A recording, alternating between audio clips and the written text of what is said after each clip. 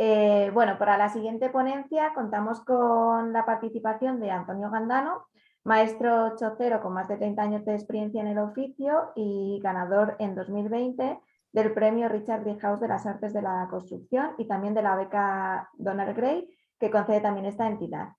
Antonio pues domina una amplia variedad de tipos de cubierta vegetal, pues cuyos conocimientos ha compartido en varios cursos y conferencias por diferentes instituciones como el Museo de la Cal de Morol o el Instituto de Patrimonio Histórico Andaluz.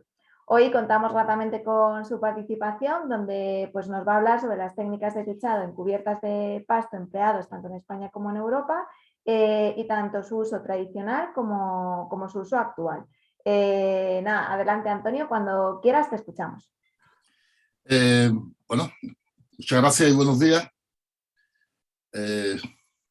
Un placer poder compartir con vosotros lo poquito que conozco de este oficio. Decía mi padre que el chocero tenía que ser una persona con manos de acero y de corazón sincero. Mis viajes me han enseñado que es verdad. Yo he tenido la suerte de viajar por 4 de los 5 continentes y de conocer su arquitectura en las cubiertas y en las chozas. Después de haber escuchado a María Pía y haber visto su ponencia,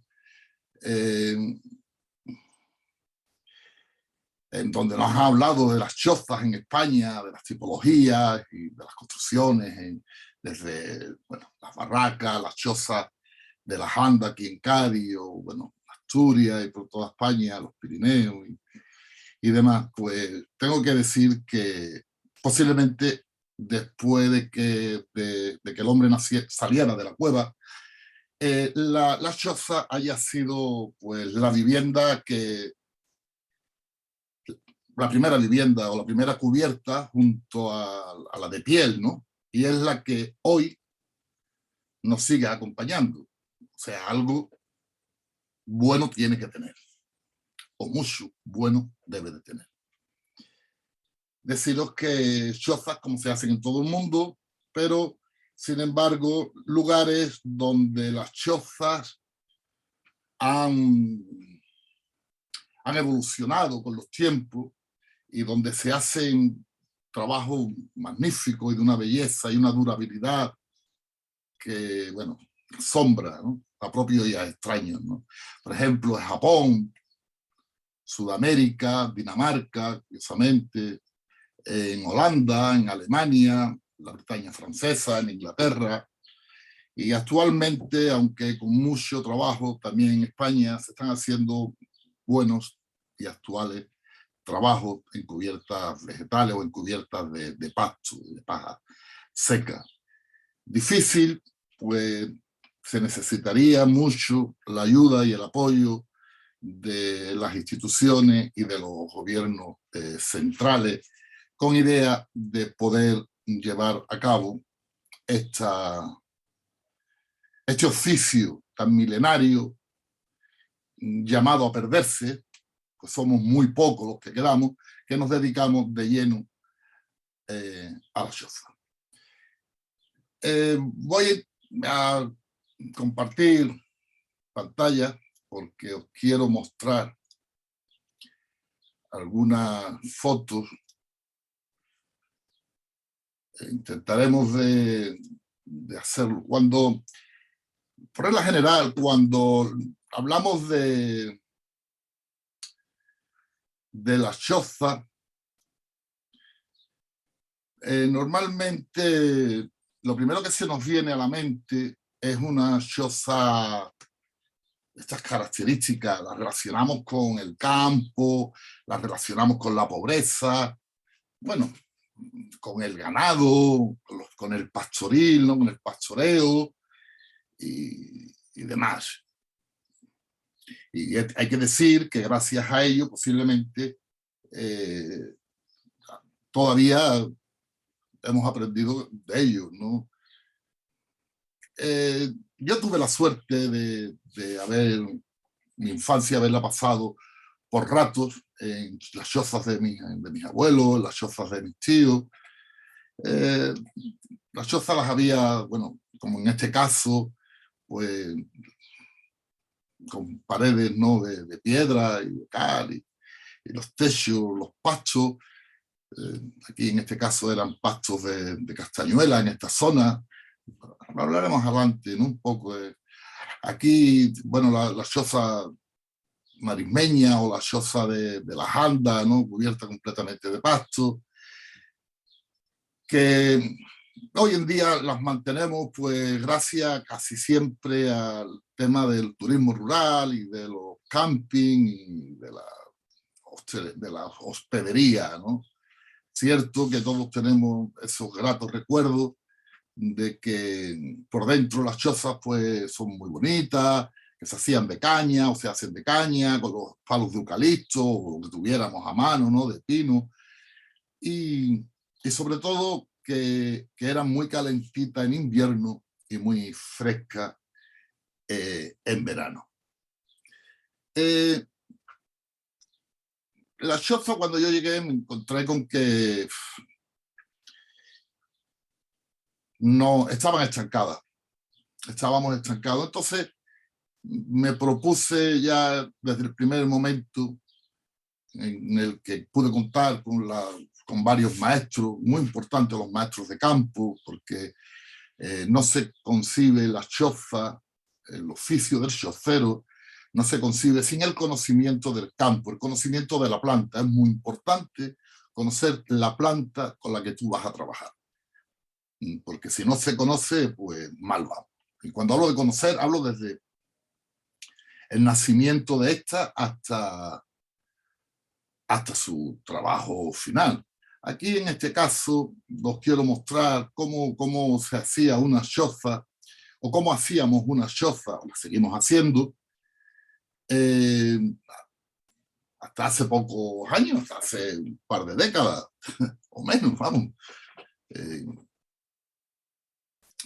Una choza, bueno, lo primero que hacemos es marcarnos un radio de unos 25 kilómetros de donde se va a construir la vivienda, y con eso lo que hacemos es un estudio de qué material tenemos en la zona para hacer esta vivienda. O sea, de lo que se trata es de que el material sea de cercanía y no tengamos que andar con camiones y trayendo materiales de otros terrenos. Bueno, de hecho había un refrán que decía que el pasto para la choza y el agua para el carbón, la más cercana es la mejor. En este caso, en la finca, pues había una piedra caliza, bolo, no es una piedra bonita bonita, no es una piedra difícil de trabajar, pero bueno, nosotros en este caso la utilizamos para hacer lo que son muros de escollera, muros de retención del terreno. Y bueno, aquí estáis viendo de la misma finca, utilizamos unas vigas de castaño, que, bueno, de la poda de la cercanía, ¿no?, del Valle de Genil, aquí en la zona de fronteriza entre Málaga y Cádiz. La piedra machacada es una cosa muy importante por aquello de aislarnos de las humedades del suelo y que las aguas puedan pasar por debajo, y por capilaridad que no suban hacia arriba. Nosotros no trabajamos, la choza no se trabaja con hierro ni con acero, o no se trabajaba en aquellas épocas. Entonces lo que se utilizaban eran morteros de cal, y con una formulación bastante estudiada y bastante primitiva y funcional, pues nosotros trabajamos con lo que es una plancha de mortero de cal, de un hormigón de cal. En este caso el material es también de la zona, y bueno, es segado en las partes bajas, donde se crían humedales que en verano se secan y la planta vuelca, y una vez que ha volcado significa que ha granado. El pasto Como antes os decía, tienes que conocerlo todos los pastos que vayas a trabajar, porque si el pasto lleva grano, te puede causar grandes dolores de cabeza y muchos problemas. Y cuando se hace una vivienda, más que una vivienda, para mí es el templo, ¿no? Un templo donde va a vivir una persona, ¿no? Entonces no lo concibo sin ser muy cuidadoso en todos los detalles, tanto del material como de las terminaciones. De igual manera, pues claro, en las partes bajas, los arroyos, pues vamos a trabajar con la caña, porque la caña es otro de estos materiales que son base de la construcción. La caña, bueno, ya sabéis que la caña hay que hacer una pequeña selección de ella, porque la caña tiene una vida de 5 años. El primer año es una caña muy húmeda, con un 80% de humedad. En el segundo año la caña empieza a echar la rabiza y aún mantiene mucha humedad, lo cual no está todavía, no es una caña buena para la construcción, a no ser que sea sajada. Entonces se utilizaría o bien para la cestería, para hacer canastos, que lo utilizaban los canasteros, los andarríos, o bien para hacer lo que son los cañizos. Pero si entramos en una caña de 3 años, ya es una caña granada, una caña que ya ha parado su crecimiento y empieza a perder la humedad, manteniendo solamente un 15 o un 20%, lo cual nos permite que tenga aún esa flexibilidad a la hora de poderla doblar y llevar donde queramos. Pues ya entramos en el 4.º año, donde la caña empieza a perder su verde, ya la caña ha perdido la humedad y entra para entrar en su 5.º año, que se separa de la rizoma y termina su ciclo de vida. Entonces yo siempre utilizo una caña de 3 años, cosa que me permite cortarla en cualquier época del año. Si no, pues tendría que irme a los meses de diciembre o enero, donde la savia está parada. Pero de esta manera, al conocer el cañaveral, pues me permite cortar la caña cuando quiera. Para los muros, bueno, aquí hemos utilizado lo que es un encofrado para poner paja, pero paja con tierra, una tierra aligerada, una barbotina, un cob, ¿no?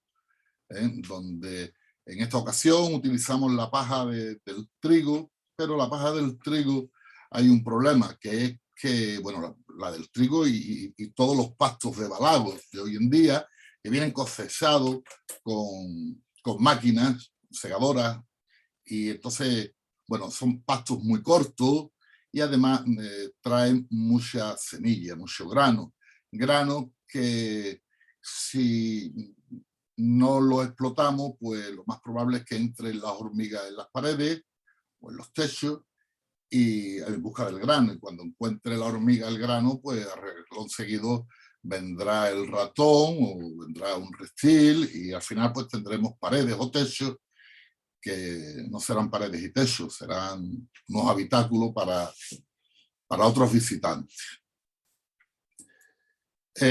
Bueno, nosotros, como te digo, lo que hacemos es mojar la paja con tierra, con la idea de que el grano explote y nazca la planta, y claro, al nacer, pues esta lo que hace es que cuando se queda la pared sin humedad, pues seca la semilla y ha perdido el grano, y la misma planta verde pues nos indica que la pared está seca. En la choza hay que tener cosas muy presentes, siempre. Siempre. Una de ellas es la pendiente. La pendiente de una cubierta vegetal siempre, como mínimo, debe de tener un ángulo de 45 grados. Si no es así, la cubierta dura muy poco tiempo. Dura muy poco tiempo. Y como toda vivienda, pues veremos que, bueno, la estructura, en este caso hemos utilizado palos de castaño también, y bueno, el reemparrillado, hemos vuelto a utilizar la caña. Estáis viendo, venimos utilizando castaño y caña de momento, además de la paja. Cuando empezamos con los techos,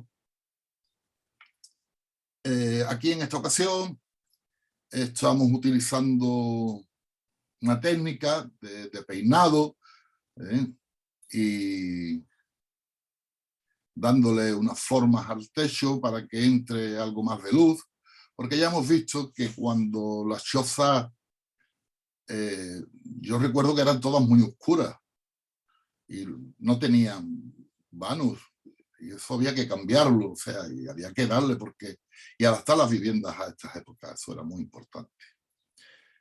En este caso está cosiéndose de una manera muy tradicional, que es con una aguja, y se van dando puntos, una persona por fuera y otra por dentro.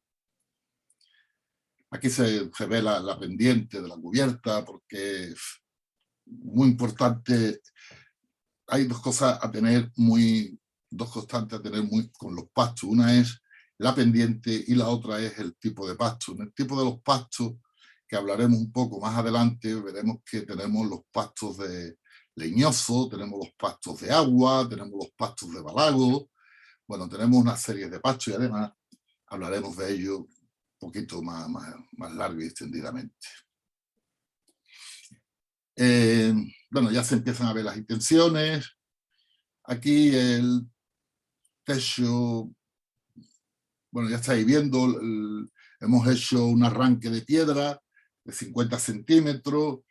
Siempre se ha dicho que una buena vivienda, tiene que contar con unas buenas botas y un buen gorro, ¿no?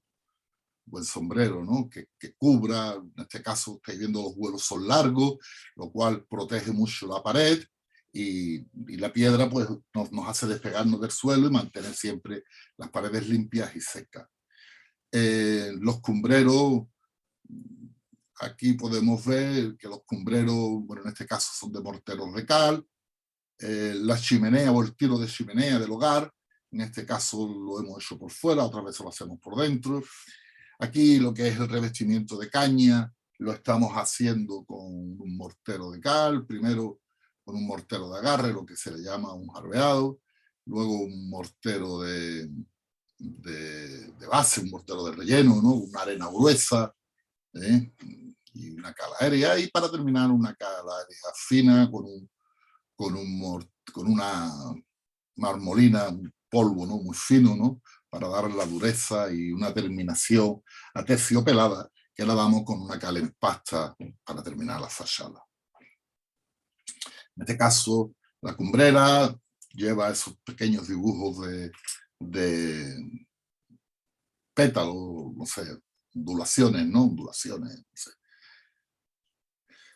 Vivienda normal, con una pequeña ducha, bueno, su hogar, y bueno, otro de los materiales es la pita, que la utilizamos en este caso, por ejemplo, en esta vivienda la hemos utilizado para hacer unas escaleras de quita y pon, para subir arriba.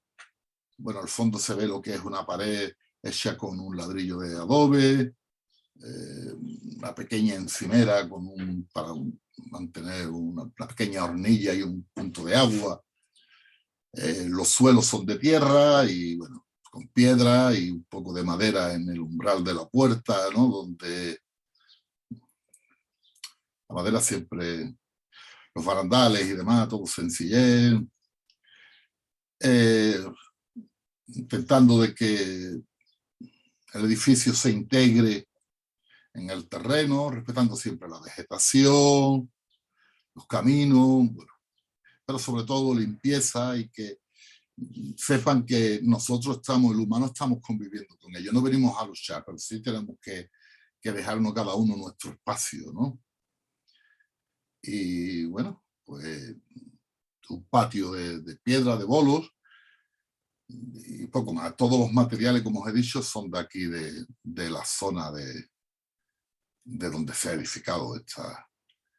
Esto, bueno, me llevó a construir y a cambiar un poco y hacer edificios de 2 plantas, varias técnicas. Aquí tenemos otro material diferente, en este caso estamos utilizando aquí lo que es la castañuela de manera escalonada.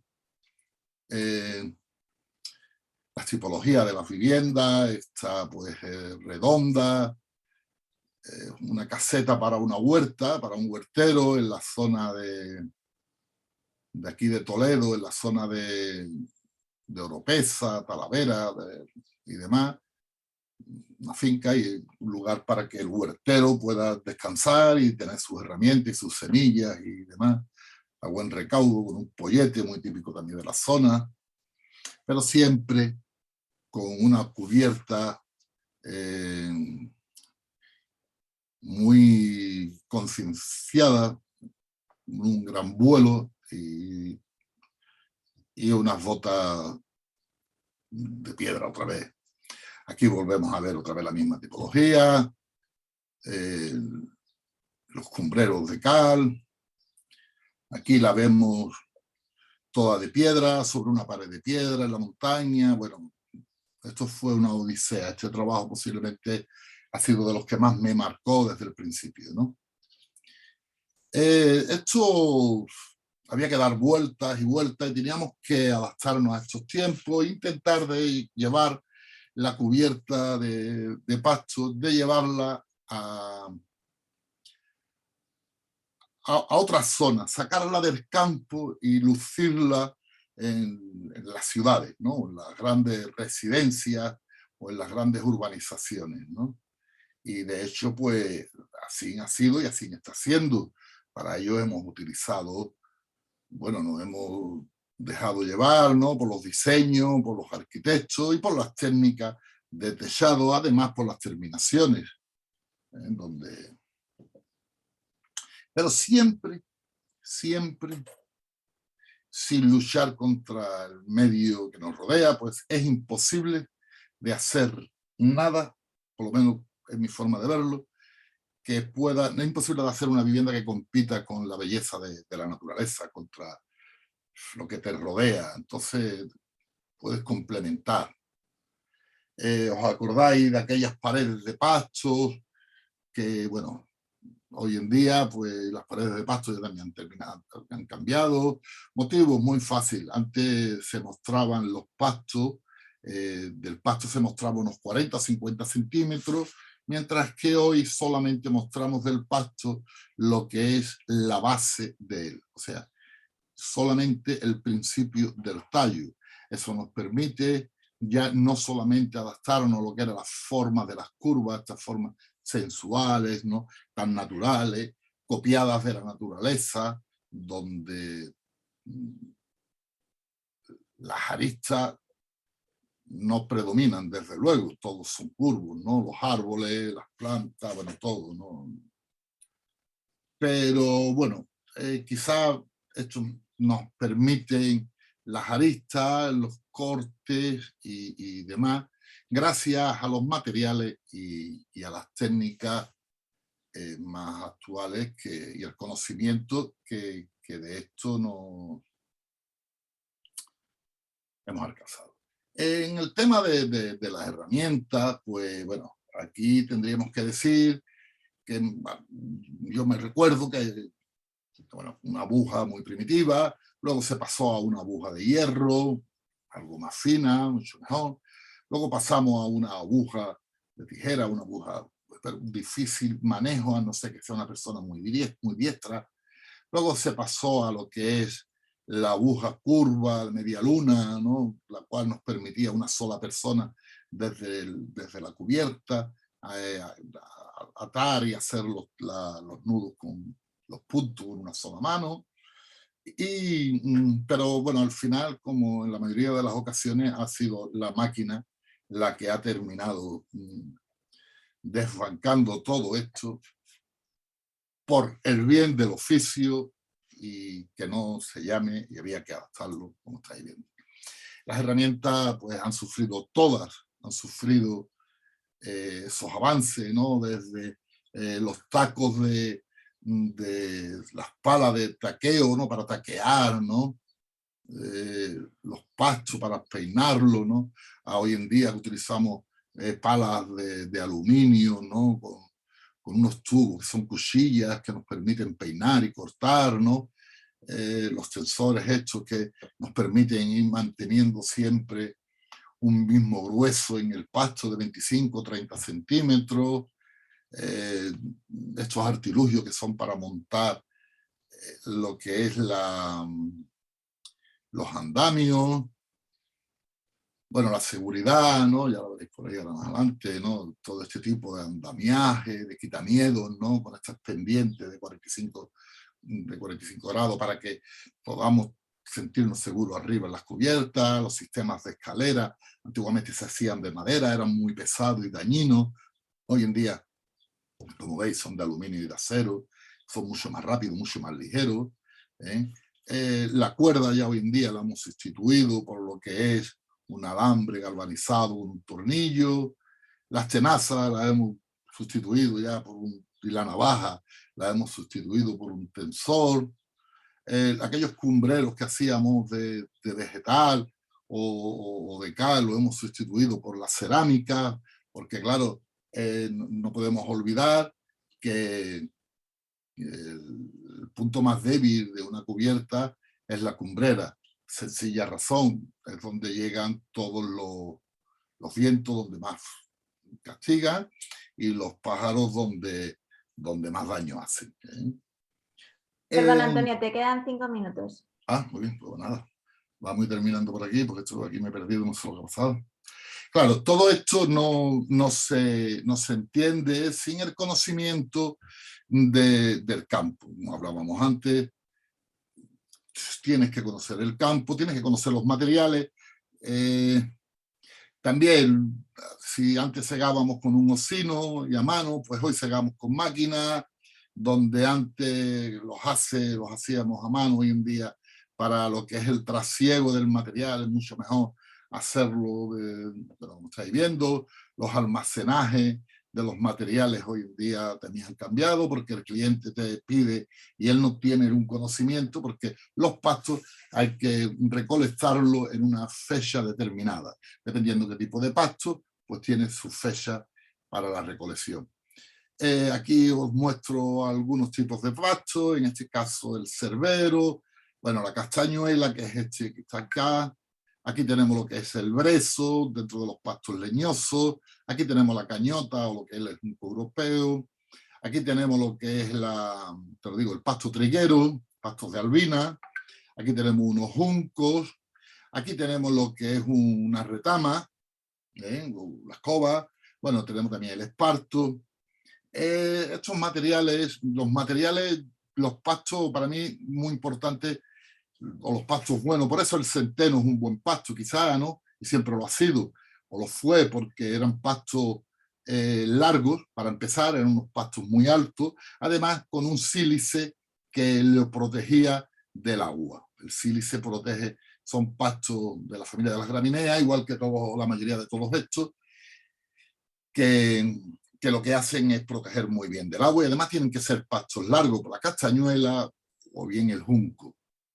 Los pastos leñosos tienen otras técnicas, que a veces no da tiempo a mostrarlo, son pastos pinchados, pero hay otra labor en el campo que hacemos que es muy importante, que es la limpieza de los montes y de las campiñas y en las cunetas y demás.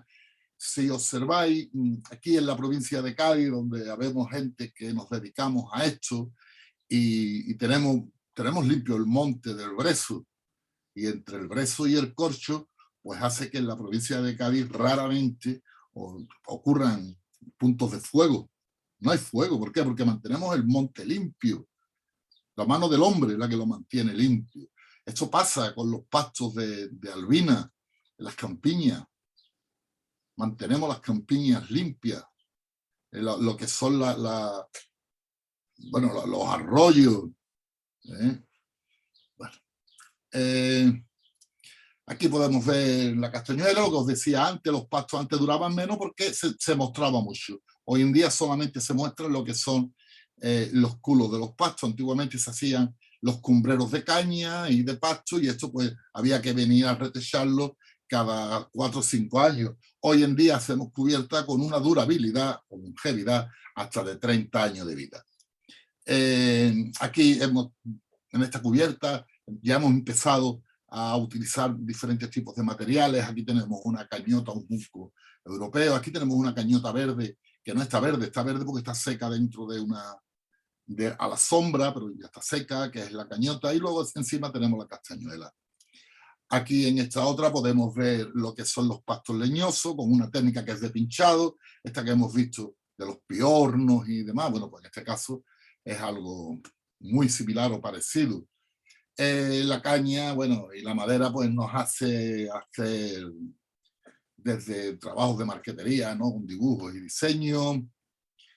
Aquí podemos ver cómo ya son tablas, rastreles de madera, las técnicas las vamos perfeccionando porque nos encontramos con un R80, una documentación que nos exigen el Colegio de Arquitectura y los gobiernos, donde los techos tienen que estar 80 minutos antes que salga la llama, cosa muy difícil en las cubiertas, porque las cubiertas, los pastos no tienen aire, no tienen oxígeno, van muy apretados y van con mucha presión.